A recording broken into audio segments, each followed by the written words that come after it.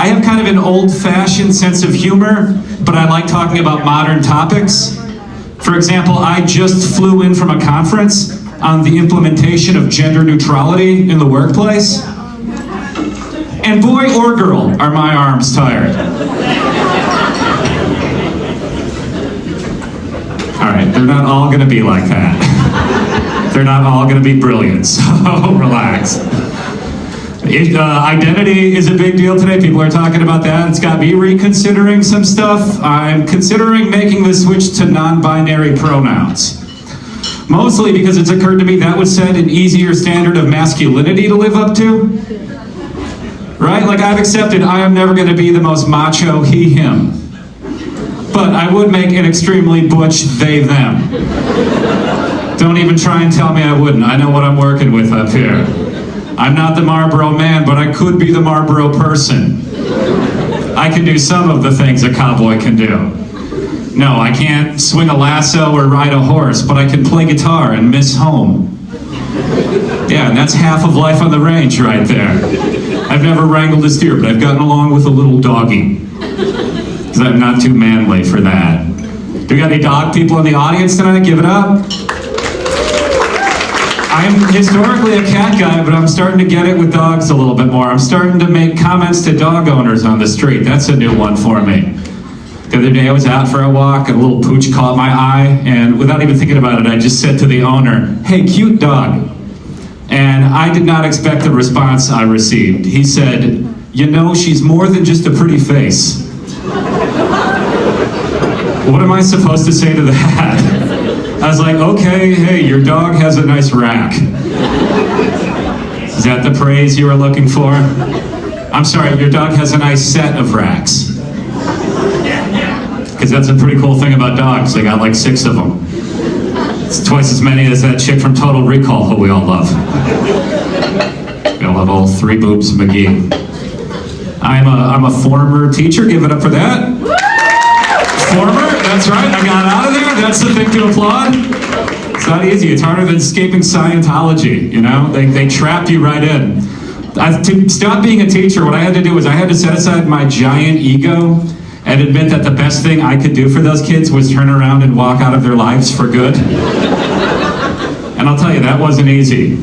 Just turned out I wasn't a good teacher because I'm a bad authority figure. I always had a really hard time telling my students no, which is a huge problem, especially when they were asked if I was looking to buy weed. Because I was between dealers at the time, and I was kind of relying on that discount they would trade me for a passing grade. My C's for J's program.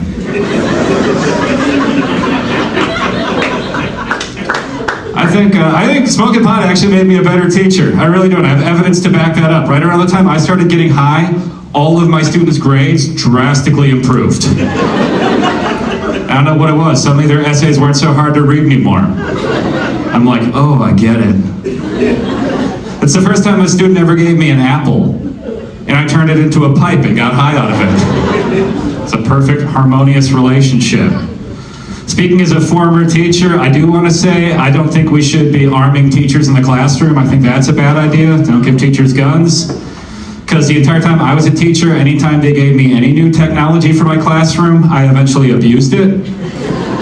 When they gave me Chromebooks, when they gave me smartboards, it all just became a crutch to maintain my students' attention. And that is exactly what would have happened with a gun. I am sure of it. In short order, I would have been up there, like, hey, could I get a volunteer to read the first chapter? For once, can I get a volunteer to read the first chapter, please? All right, look, I want to see some hands in the air right now. Stick them up. This isn't popcorn reading. This is popcorn reading. If you got any questions about the assignment, my office hours are now or never. That's why I needed to smoke weed as a teacher. I got pretty high strung. And I noticed it seems like every place I go to has a different credit card machine, and it's starting to really stress me out. You know, because if I can't get it right before the cashier gives me instructions, I feel like an idiot. It's a race every time. It makes me miss paying for stuff with cash. Never gotten embarrassed while using cash. The other day I was at the gas station, I put my card in the chip reader, and I had to hear the cashier tell me I wasn't putting it in deep enough. And see, that's not a thing I like to hear. Maybe give me a chance to figure that out on my own. But okay, I'm trying to pay for my stuff. I had to put it in deeper. And then I had to hear the cashier tell me I wasn't putting it in hard enough. And I said, how is that different from deep enough? Do you think I'm giving it depth and not thrust? It doesn't make any sense. But I guess I'm a people pleaser. I put it in harder. And then I had to hear the cashier tell me, maybe try spitting on it and swiveling it around a little bit. I was like, are we still talking about my credit card here? Because it doesn't sound like it. I had to stick up for myself. I was like, look, I want you to know right now, this is all feedback I've never received in the bedroom. Because there I always pay cash. And I'm not embarrassed about it. No, that's a joke. That one's purely a joke, obviously. I've never paid for sex. I can't even afford health insurance. My body isn't getting anything it needs. This is something I'll share about myself. I've never caught anyone looking at pornography on a computer at the library, but I keep trying.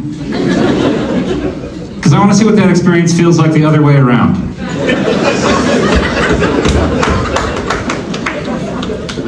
I need to know they're judging me as hard as I'm judging myself.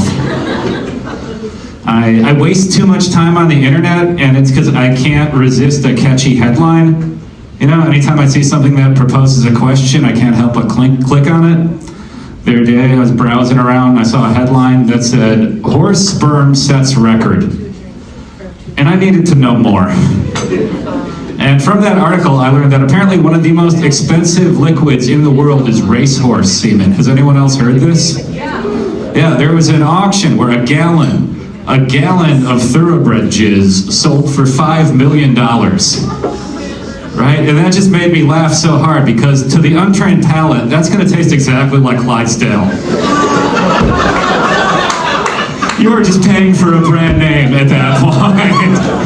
Unless you're some kind of horse cum sommelier. All right, I'm going to end it with that line of poetry right there. How are we feeling? Are you ready to keep going with this show?